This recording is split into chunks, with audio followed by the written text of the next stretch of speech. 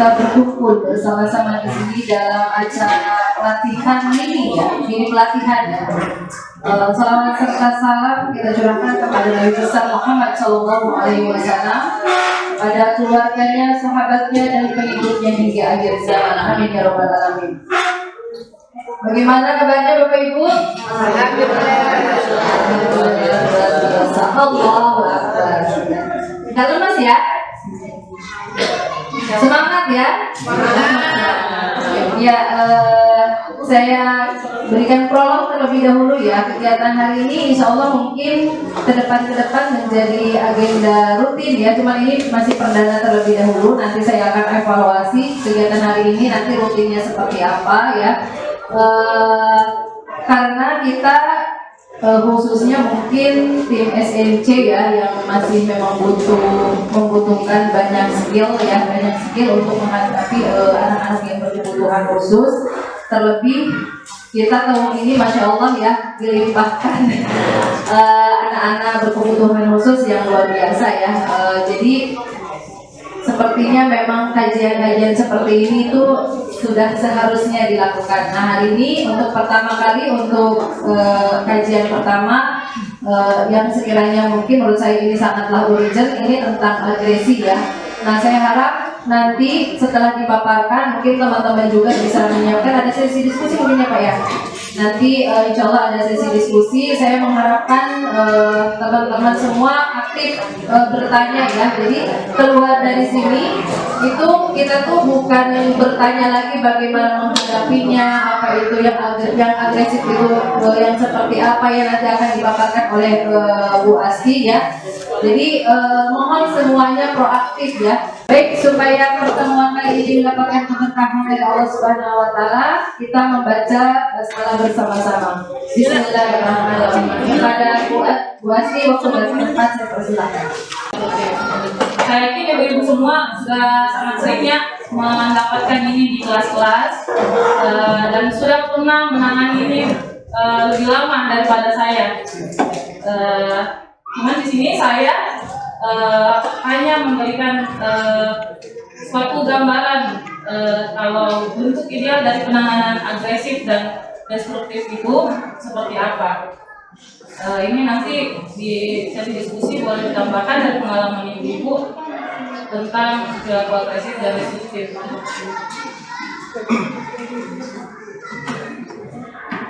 Jadi nanti kita akan membahas pengenalan dulu seperti apa itu yang dimaksud dengan perilaku agresif dan destruktif. Jangan sampai kita salah mengartikan perilaku itu sebagai agresif. Dan kemudian latar belakang kenapa kita harus mengadakan pelatihan ini, dan kemudian alur intervensinya seperti apa, dan prinsip yang saya gunakan untuk menyusun alur intervensi ini seperti apa, dan adaptasi yang bisa kita sesuaikan nanti dengan kelas.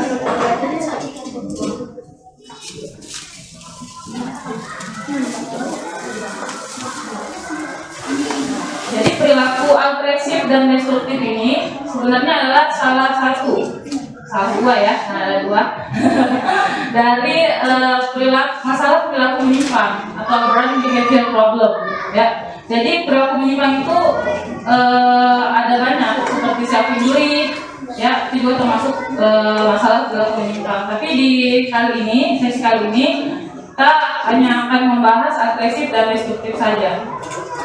Jadi agresif itu perilaku berbahaya yang diarahkan kepada orang lain. Jadi dari orang yang melakukan perilaku itu kepada orang selain dia.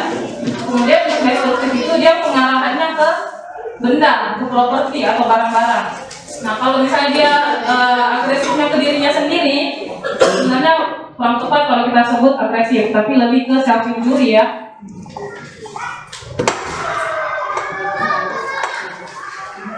Nah, kenapa materi ini penting untuk kita bahas?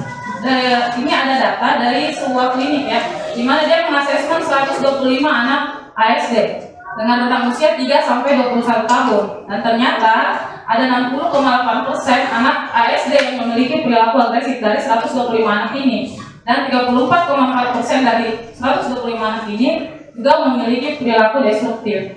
Nah, ini di sini kita bisa melihat ternyata ASD itu punya keterkaitan yang sangat besar kepada perilaku agresif dan destruktif.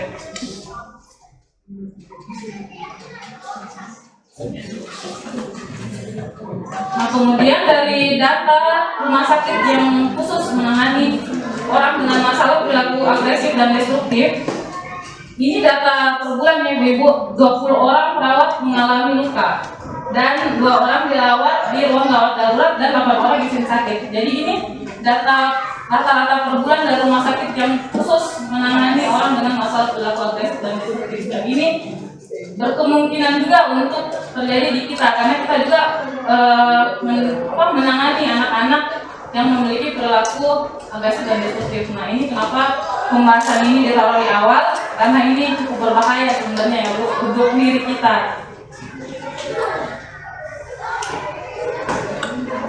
Khusus untuk perilaku destruktif, kerugian dampaknya itu bukan cuman kepada yang menjaga, tapi ke lingkungan juga. Misalnya resiko seperti bisa menimbulkan resiko dari barang yang dirusak. Contohnya dia memecahkan kaca.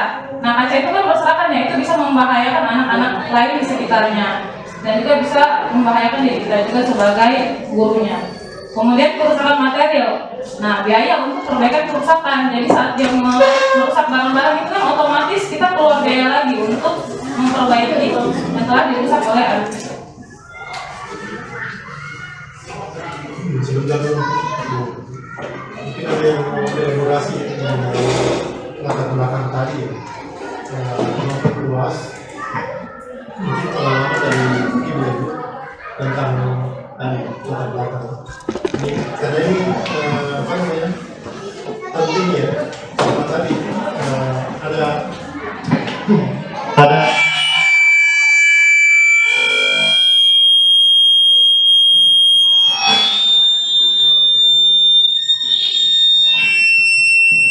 elaborasi ya, karena tadi ya dari latar belakang tuh ini termasuk intervensi yang istilahnya tuh resikonya besar sekali, ya besar sekali karena bukan hanya mengancam guru tapi juga mungkin teman-teman.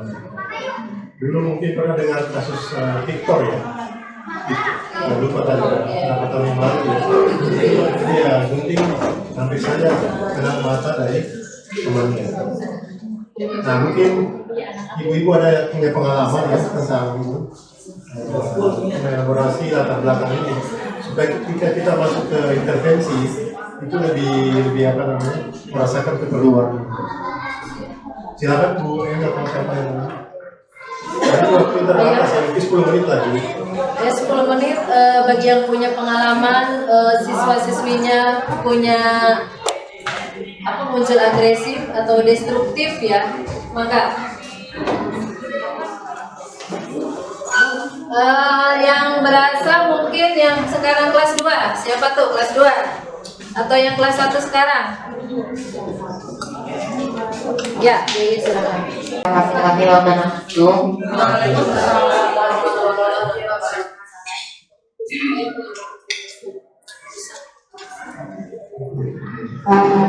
Ini di kelas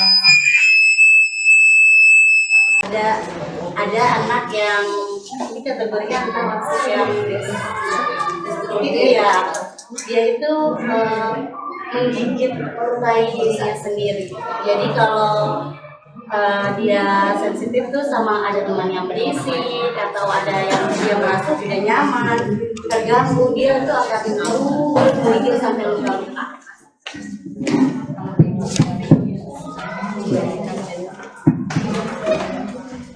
Bismillahirrahmanirrahim. Untuk satu ya. Jadi di kelas 1 Imam Syafi'i saat ini anak yang baru masuk, dia ASD, verbalnya sudah keluar sedikit. Nah, ketika dia merasa tidak nyaman atau terganggu oleh lingkungan sekitar, maka dia akan langsung menyakiti dirinya sendiri. Bahkan ketika dia menginginkan sesuatu tapi belum diberikan, dia langsung menggigit sekuat tenaganya tangannya sendiri. Kalau kita pegang tangannya atau kita peluk, maksudnya supaya tidak menggigit dirinya, dia akan menggigit yang lain. Hari ini saya yang tergigit karena kebetulan tangannya saya peluk. Jadi dia mungkin tidak ada media yang untuk dia menggigit dirinya. Jadi kebetulan tangan saya yang di depan mulutnya jadi digigit. Nah, mungkin langsung minta apa ya, tipsnya aja sih supaya perilaku ini gimana caranya agar lebih cepat berkurangnya. Karena tadi sempat ditanya di ibunya juga untuk memakaikan pelindung tangan, tapi itu tidak berhasil. Semuanya sudah dicoba sama orang tuanya. Menggunakan pelindung tangan, yang ada pelindungnya itu malah kebuka kemana-mana, jadi dia tetap menyakiti dirinya sendiri, dan itu memang masih menjadi PR orang tuanya juga. Kalau kebetulan anaknya terapi di luar juga, saya sudah ditangani sama terapisnya juga, dan itu masih muncul sampai saat ini. Baik, terima kasih Bu Iis atas elaborasinya. Sekaligus pertanyaan ya Bu Iis ya. Memang di kelas 1 ini ada yang agresif. Ada lagi mungkin yang lain? Ya, silakan Bu Syifa. Kalau untuk di kelas 3, saya memegang salah satu anak, yaitu anak pindahan.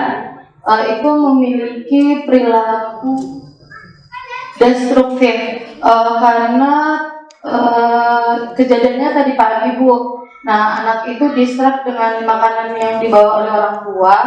Ketika saya dan Bu Dina menahan untuk tidak boleh makan sebelum jam istirahat, anak tersebut tidak menunjukkan ekspresi marah, cuman tiba-tiba langsung dorong meja. Habis itu ngambil salah satu sampah di laci. Ketika dibuang, pas masuk kelas itu temennya langsung ditoyor, padahal dia ekspresinya nggak terjadi kayak dia itu marah atau kecewa atau bagaimana, tiba-tiba langsung menyakiti temannya. Terus ketika kita larang itu langsung mendorong meja sampai jatuh berkali-kali. Mungkin itu sih Bu M untuk yang di kelas 3. Baik, terima kasih Bu Syifa atas elaborasinya. Satu lagi mungkin dari kelas atas, dari SMA boleh. ADHD ya. Nah, ASD, ya maksud ASD. Nah, kalau di SMA ini ada satu siswa yang ID. Nah, dia ini lebih ke destruktif. Dia kebetulan kasusnya itu baru kemarin, jadi saya nggak marah gitu. Saya hanya mengingatkan karena ada teman regulernya itu yang merasa habis difoto-fotoin gitu. Temannya ini kan perempuan, dia merasa nggak nyaman. Bu, tadi saya difoto-foto gitu. Jadi saya nasihatin nih, namanya Fari. Saya nasihatin Fari itu, tiba-tiba Fari yang langsung gak nyaman dan langsung pengen banting-banting handphonenya. Gitu. Ya udahlah, saya banting aja nih handphonenya biar rusak sekalian, langsung marah-marah seperti itu. Nah, terus kalau untuk sifat agresifnya ada sedikit juga, tapi sedikitnya ini hanya untuk orang yang menurut Fari di bawahnya Fari gitu. Secara emosi, secara intelektual juga gitu. Jadi ada teman ABK-nya juga yang selalu menjadi bahan pelampiasan agresifnya gitu loh, seperti dorong, dipukul gitu. Nah, mungkin bagaimana penjelasannya untuk kita menangani dan mengintervensi siswa ID ini yang ternyata muncul juga ada agresif dan destruktifnya. Terima kasih. Baik, terima kasih Bu Rizka. Ini Fahri SMP? Oh, SMA ada Fahri. Cukup mungkin Bapak elaborasinya ya, maka ditanggapi sama Bu Asti. Nah, iya Ibu-Ibu, jadi memang sudah banyak ya sebenarnya kasus-kasus agresif dan destruktif yang sudah kita hadapi di sekolah ini. Mungkin Ibu-Ibu sudah tidak sabar kita langsung ke intervensi. Karena pertanyaannya tadi semua berkaitan dengan bagaimana nih caranya. Oke. Untuk intervensi yang di sini kita mengarah ke teorinya B.F. Skinner. Jadi kita masih pakai teori behavior ya. Di teori behaviornya Skinner itu yang diungkapkan sama Edward Clark, dia bilang perilaku agresif dan destruktif itu sebenarnya adalah perilaku operan, di mana mereka melakukan perilaku tersebut bukan karena mereka mau, tapi karena dipengaruhi. Ada yang memperkuat perilaku tersebut, yaitu antecedent dan konsekuensi dari perilaku tersebut. Jadi mungkin bisa kita ini ya, dari anak kecil itu mereka kan belum bisa berkomunikasi ya dengan baik. Dan rata-rata juga anak KSD itu komunikasinya kurang baik. Nah, kadang-kadang mereka tuh berkomunikasi dengan menggunakan emosi. Nah, seperti anak-anak bayi ya, dia kalau lapar nangis, gitu kan? Itu berkomunikasi dengan menggunakan emosi. Nah, sama juga dengan perilaku agresif dan destruktif ini. Jadi mereka tuh menginginkan sesuatu atau tidak mau sesuatu, tapi nggak bisa bilang, belum tahu cara bilangnya. Jadi mereka itu melakukan tindakan agresif. Nah, ini mereka menanggapinya dengan emosi seperti itu. Jadi antecedent itu hal-hal yang terjadi sebelum munculnya perilaku agresif. Sedangkan konsekuensi itu adalah hal-hal yang terjadi setelah terjadinya perilaku agresif atau destruktif itu. Nah, ini ada di sini ada contoh ya, mungkin contoh ini juga pernah ibu alami. Jadi anak itu berperilaku agresif. Ternyata dia mau makan, jadi kita kasih makanan. Nah, anak itu kemudian berhenti berperilaku agresif sesaat setelah dia mendapatkan makanannya atau barang yang dia inginkan. Nah, di sini apa kira-kira yang didapatkan oleh anak itu? Apa yang dia pikirkan? Yang dia pikirkan, oh, saya berperilaku agresif, saya mendapatkan apa yang saya inginkan. Nah, itu yang ditangkap oleh anak-anak itu. Nah, dan ternyata kita adalah penguat dari perilaku agresif itu. Nah, oke, kita ke contoh selanjutnya. Kita memberikan anak itu tugas, misalnya, memberi kegiatan yang dia tidak sukai. Kemudian dia berperilaku agresif. Terus kita ya udah, tidak usah dikerjakan. Nah, kira-kira apa yang ditangkap oleh anak itu? Yang ditangkap bahwa kalau saya berperilaku agresif atau saya mukul meja atau merusak barang-barang, oh ya kemauan saya akan dituruti. Seperti itu kan yang ditangkap oleh anak-anak itu. Nah, sebenarnya di sini terjadi komunikasi tapi secara emosional.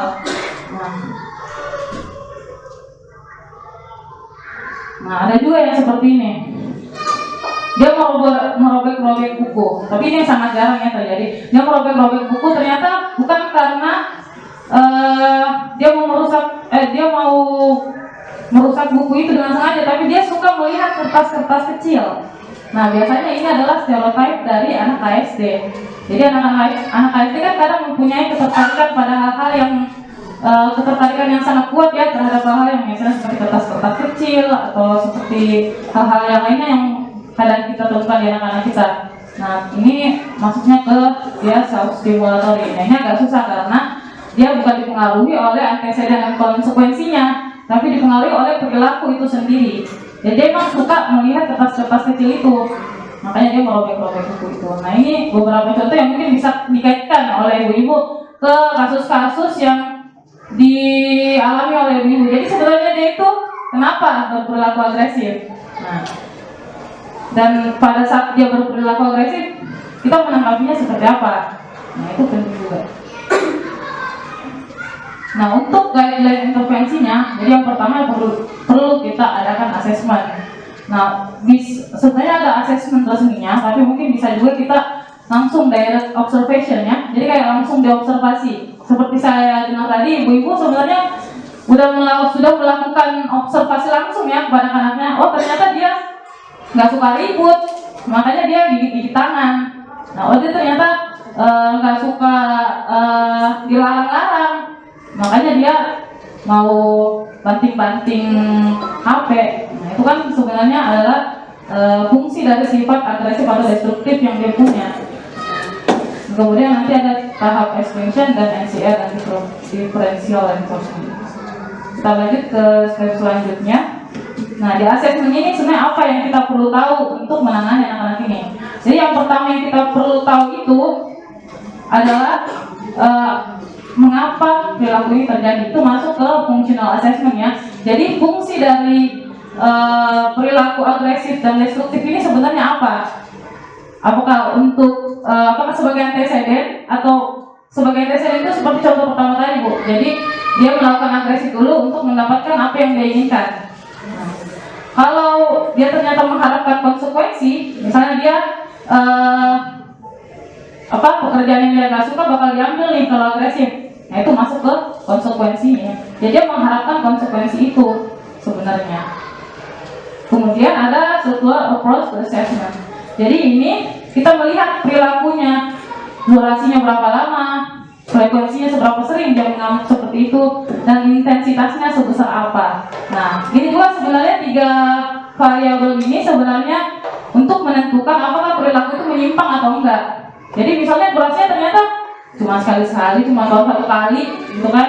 Kita belum bisa menyebut itu bahwa dia memiliki perilaku menyimpang itu kalau cuma baru 1 kali dia melakukan.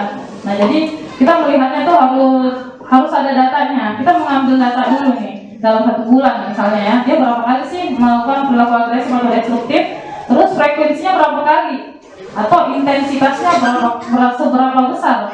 Misalnya dia memang cuma sekali nih agresif, tapi merusak tangga lumayan ya, jadi itu intensitasnya sangat besar ya. Jadi itu juga walaupun cuma sekali tapi ternyata intensitasnya sangat besar, itu juga masuk ke perilaku menyimpang. Nah, ini yang perlu kita tahu dulu nih sebelum kita mengintervensi anak-anak.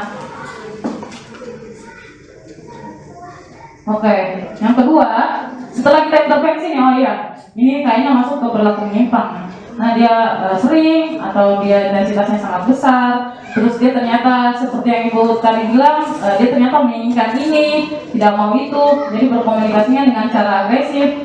Nah, yang pertama kita lakukan adalah memutuskan hubungan antara perilaku behavior yang dia punya dengan penguatan yang kita berikan.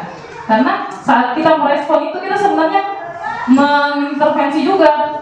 Apapun respon kita, itu akan itu adalah bentuk intervensi juga. Cara kita merespon. Nah, kalau kita tadi pada saat dia agresif kita memberikan apa yang dia suka, itu namanya kita menguatkan perilaku agresifnya. Dan dia akan melakukan terus. Dia akan melakukan itu terus menerus dan tidak akan berkurang selama kita memberikan apa yang dia suka. Nah, itu ini berdasarkan teorinya Skinner seperti ini ya. Jadi hal pertama yang perlu kita lakukan itu menahan penguatannya jika terjadi perilaku agresif. Sebisa mungkin ya, ini sebisa mungkin. Misalnya dia mau jam makan, kita tahu ini sebenarnya mau jam makan dia. Terus kita belum berikan makanan nih.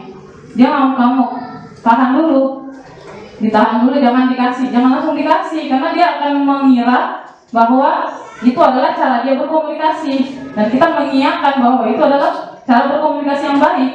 Nah, jadi jangan dikasih dulu, karena kalau langsung dikasih, dia akan menandai bahwa itu adalah cara dia meminta. Jadi ditahan dulu responnya. Dan ini yang perlu dia tahu, kemungkinan terjadi extension bars dalam jangka waktu yang singkat. Jangka ya itu ya, dalam jangka waktu yang singkat. Extension bars itu berarti dia harusnya bakalan lebih parah lagi nih daripada yang sebelumnya. Nah, ini perlu kita tahu, dia akan melewati fase ini saat kita menahan apa yang biasanya dia dapatkan dari perilaku agresif. Nah, di sini mungkin kita kalau sudah tahu kita mau menahannya ini, kita harus siap-siap nih dengan perilaku agresif dia yang pasti akan meningkat. Tapi ini dalam jangka waktu yang singkat. Nah, setelah dia tahu bahwa perilaku agresif ini tidak menghasilkan apa-apa buat dirinya, nah baru dari situ dia akan mencari cara lain untuk mendapatkan sesuatu yang dia inginkan. Nah, disinilah kita bisa memasukkan cara-cara yang baik untuk meminta. Jadi pertama kita hilangkan dulu nih. Jadi jangan langsung dikasih, kita hilangkan dulu, jangan dikasih dulu. Jadi dia ngamuk-ngamuk dulu nih. Nah, dari situ baru kita bisa masukkan sesuatu yang baru. Jadi hilangkan dulu, terus dimasukkan sesuatu yang baru. Oke, tapi yang ketiga, setelah perilaku agresif mulai menghilang, nggak hilang seutuhnya ya Bu. Jadi mungkin masih ada, cuman berkurang. Intervensi bisa dilanjutkan dengan beberapa teknik yang akan saya jelaskan selanjutnya. Nah, jadi dari extinction tadi, penghilangan itu pemutusan hubungan dulu antara perilaku agresif dan penguatannya diputuskan dulu. Setelah itu baru kita melangkah ke step yang ini. Oke, setelah perilaku agresifnya hilang, kita bisa memakai ini NCL, non-continuing reinforce. Jadi ada juga yang incompatible behavior. Jadi ini tuh sebenarnya untuk kasus-kasus yang self-stimulatory ya. Jadi dia tuh melakukan itu bukan karena ingin antecedent atau konsekuensi, Tapi itu karena itu tadi stereotipnya, kayak gigit tangan juga itu bisa memakai ini dulu, incompatible behavior. Jadi tentukan dulu perilaku yang baru. Jadi gigit tangan itu bisa diganti dengan meremas-remas bola misalnya, ya. Seperti itu bisa di switch. Jadi kamu kalau misalnya nggak suka ribut, kamu keluar dulu deh dari kelas, nggak apa-apa kamu keluar. Nah, dulu ini Alif juga seperti ini karena dia nggak tahan dengan emosi dia dan dia nggak boleh dalam kelas, jadi dia boleh keluar kelas dan dia nggak dituntut untuk segera kembali ke dalam kelas. Nah setelah itu dia jadi perilaku yang tadi itu diganti dengan perilaku yang baru diajarkan. Nah ini untuk hal-hal yang lebih menyangkut ke hal-hal yang dia lakukan tapi tidak berkaitan dengan lingkungan, dia dengan dirinya sendiri. Itu bisa di switch. Terus konsisten untuk memberikan reinforce-nya. Nah kemudian kita evaluasi, setelah itu kita fading. Misalnya waktu itu sambil contoh lagi Alif, jadi waktu itu dia, aduh Bu, aku emosi, aku boleh keluar ya. Tapi kan dia waktu itu sudah 1 tahun melakukan saya izinkan keluar dari kelas itu. Nah nanti lama-kelamaan kamu bilang, coba Alif, kamu bisa nggak tarik nafas dulu supaya emosinya hilang. Kalau sudah tarik nafas emosinya nggak hilang, kamu boleh keluar. Nah, gitu. Tapi setelah itu ada beberapa kali Alif itu bisa tidak keluar. Jadi emosinya bisa reda di saat itu juga. Jadi memang perlu waktu yang lama untuk fading. Karena kita harus konsisten dulu memberikan reinforce, lalu dia bisa percaya kepada kita bahwa ini adalah cara yang baik dan cara yang bisa saya dapatkan, cara yang saya bisa lakukan untuk mendapatkan apa yang saya inginkan. Nah yang terakhir, jadi ini juga menggunakan interval waktu ya. Jadi tentukan jadwal pemberian reinforce-nya dan ingat, reinforce diberikan hanya jika anak tidak melakukan perilaku menyimpang. Jadi kan biasanya ada anak yang pas kita assessment dia mungkin frekuensinya itu sudah 30 menit berperilaku agresif. Nah kita berikan itu mungkin misalnya 15 menit. Setiap 15 menit kita berikan tuh apa yang dia inginkan. Jadi dia nggak sempat ngamuk karena dia sudah mendapatkan apa yang sebenarnya dia inginkan. Nah misalnya waktu itu mengerjakan tugas, kita tahu nih anak ini 15 menit pasti udah ngamuk ini, kerjaan tugas terus 15 menit. 10 menit kita kasih break sebelum dia biasanya ngamuknya 15 menit. Jadi ketahanannya misalnya 15 menit, nah kita kasih 10 menit kamu break. Nanti lama-kelamaan dia tahu bilang masuk, nanti mungkin bisa dikombin lagi dengan alternatif behavior. Jadi dia bisa mengkomunikasikan kapan dia butuh break seperti itu.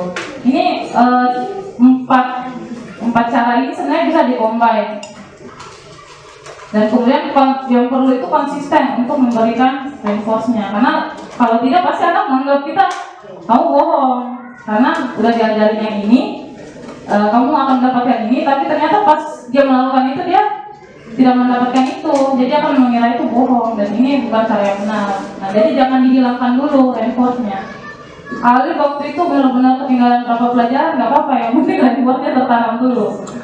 Nah kita evaluasi, monitoring, kemudian lama-kelamaan fading yang kayak tadi. Jadi kadang dia bisa mendapatkan, kadang dia tidak bisa. Dan ini prosesnya lama. Walaupun di sini kelihatannya sangat sedikit ya langkah-langkahnya, tapi ini bisa bertahun-tahun untuk dilakukan.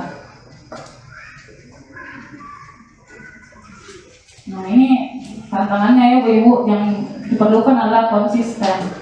Jadi konsisten dengan tidak memberikan apa yang dia inginkan saat dia ngamuk, konsisten saat dia meminta dengan baik kita berikan, dan proses fading itu di belakang setelah dia tertanam dulu. Kemudian kita perlu tahu bahwa ini sulit untuk diimplementasikan, sulit karena kita perlu konsisten. Nah sebenarnya itu kadang kita ya udah deh daripada dia ngamuk kamu kita kasih aja. Nah itu kenapa dia sulit, karena kita perlu konsisten dan cari reinforce yang mudah. Jadi kalau misalnya reinforce-nya misalnya dia ngamuk dengan beberapa hal, cari yang paling mudah reinforce-nya. Misalnya ternyata reinforce-nya dia cuma butuh main, ya udah itu kita pilih yang itu dulu untuk penghilangan perilaku agresif.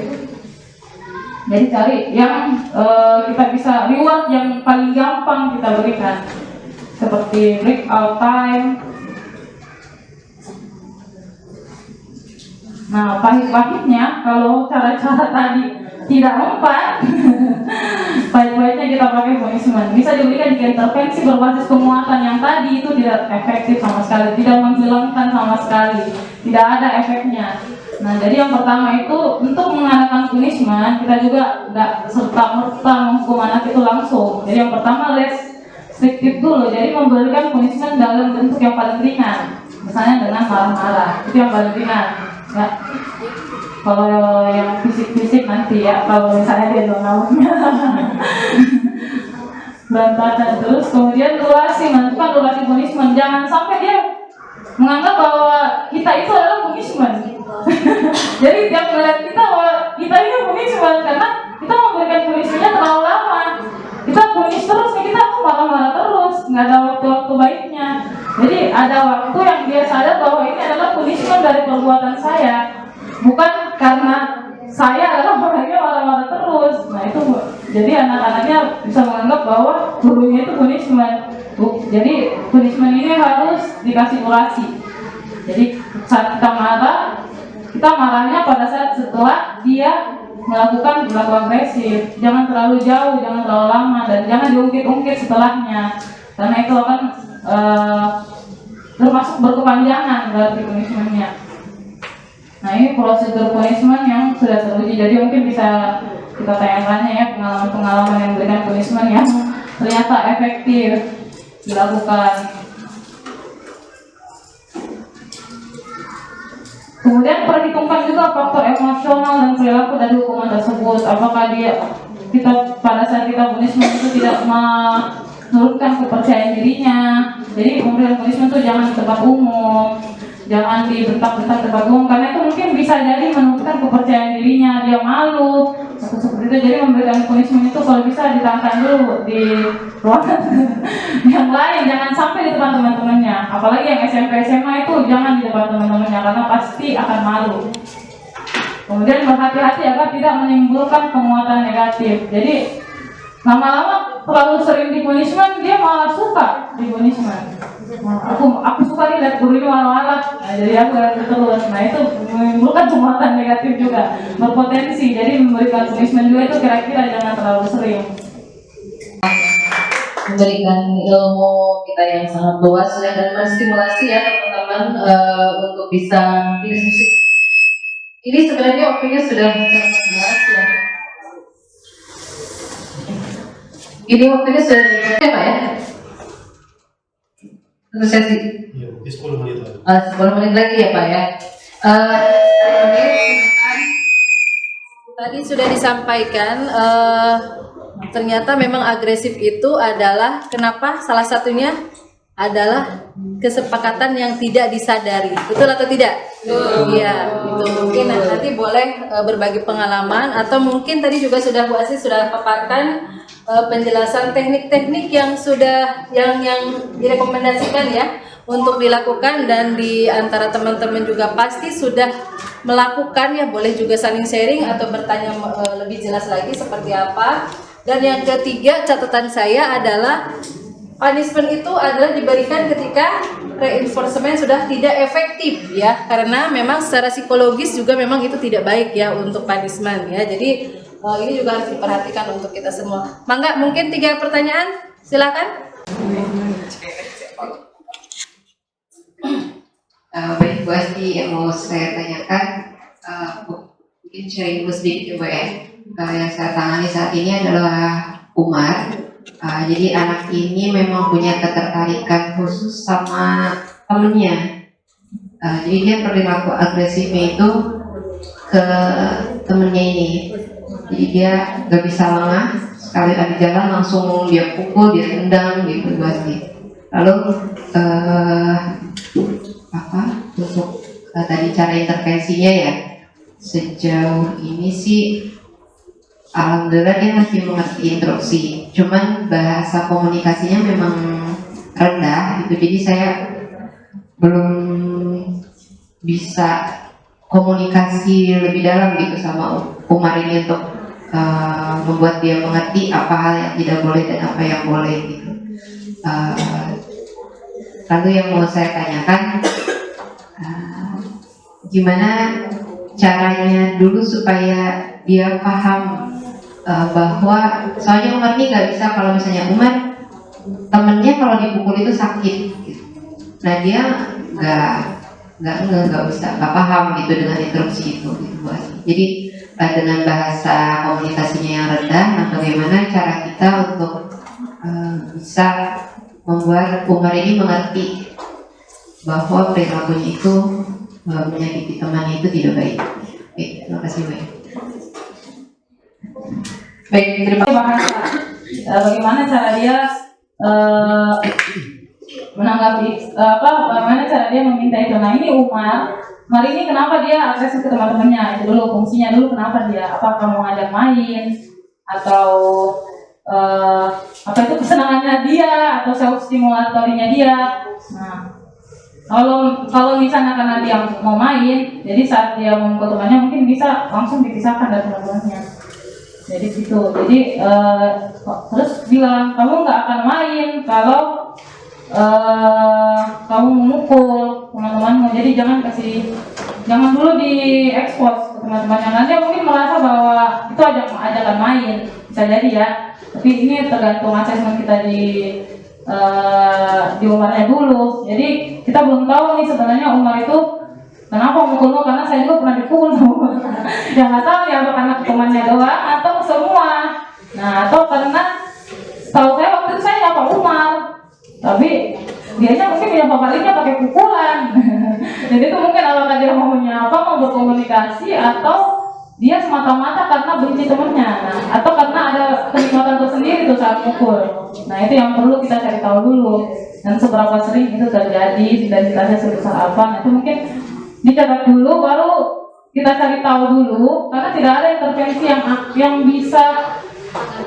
bisa kita lakukan kalau kita nggak tahu sebenarnya ini apa, ya kan? Jadi kita cari tahu dulu dia, karena waktu itu saya ingat banget, itu saya nyapa, Umar nyapa baliknya pakai pukulan. Nah itu apa tahu itu cara berkomunikasi, karena dia kan ngomongnya kurang bagus, komunikasinya kurang bagus. Jadi mungkin kita disalahin dulu yang kayaknya komunikasi nih perlu nih buat Umar, karena ternyata dia itu cara berkomunikasinya pukulan. Nah itu mungkin dari saya minta, jadi kita cari tahu dulu si Umar ini kenapa sebenarnya. Seperti ini, itu memang tidak bisa lepas dari asesmen yang kita lakukan, ya, functional behavior assessment dan struktural yang tadi diterangkan.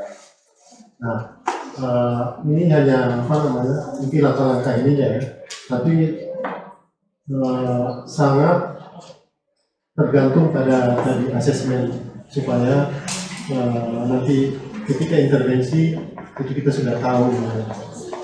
Cuma mungkin mesti dipahami dari literatur yang ada bahwa agresif behavior itu sebenarnya lebih banyak karena pengaruh ini dia pengen konsekuensi tertentu, tidak lebih banyak daripada karena suatu antecedent atau karena ada stimulus, ya, lebih banyak karena dia pengen sesuatu, ya.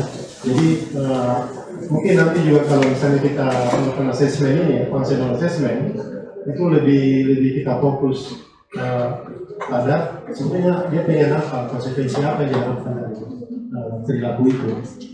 Nah kemudian ini tentunya seperti Umar, itu memang harus diiringi juga dengan intervensi komunikasi, ya, mau nggak mau. Nah memang ada beberapa intervensi yang nanti akan kita pembekalan seperti ini. Nah itu apa-apa saja intervensinya itu setelah kita terbekali, karena ini harus dikombinasi,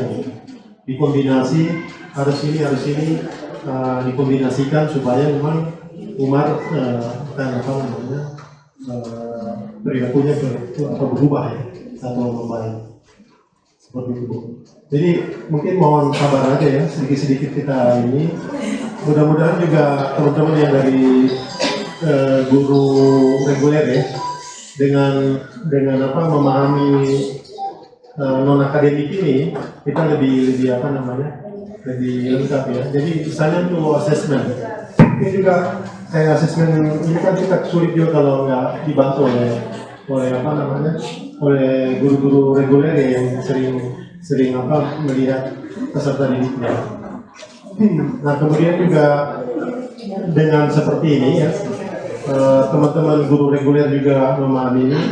Ya mungkin sama lah tuntutannya dengan GPK, juga meningkatkan kapasitasnya dalam pengetahuan ya, dan skill mengajar aspek akademik. Ya, karena inklusi ini memang discayakan kita mengintegrasikan ilmu itu. Ya, jadi kekhawatiran kita, kecemasan kita terhadap PDBK ini mudah sih akan apa namanya berkurang ya kalau kita tahu ilmunya. Kan sama mungkin juga Pak Seni, kalau misalnya saya minta coba ngajar fisika mungkin agak pusing juga kan karena nggak tahu ilmunya gitu kan.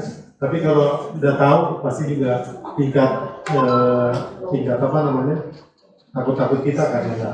Sama di Buasti kan mungkin bukan bidangnya tapi karena di apa namanya dilatih terus lama-lama juga mungkin dia bisa menyampaikan. Ya Bu Santi kurang lebih begitu ya. Silakan Bu Santi, silakan.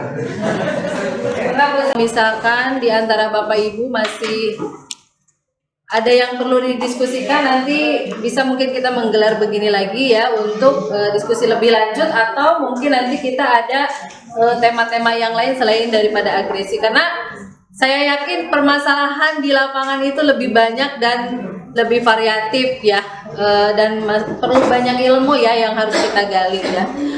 Baik, mungkin saya sebagai juru bicara ya di sini MC ya, mengucapkan terima kasih banyak kepada Bapak Ibu semua sudah meluangkan waktunya. Mudah-mudahan apa-apa yang sudah kita bahas hari ini mendapatkan kebermanfaatannya, mendapatkan keberkahan dari Allah Subhanahu wa taala. Kita bisa menghadapi anak-anak yang agresi dengan sebaik-baiknya. Amin ya rabbal alamin. Mungkin terima kasih Bapak dan Bu Asi atas materinya hari ini. Demikian dari saya, kita tutup dengan doa kafaratul majlis. Subhanakallahumma wa bihamdika asyhadu an la ilaha illa anta astaghfiruka wa atubu ilaik.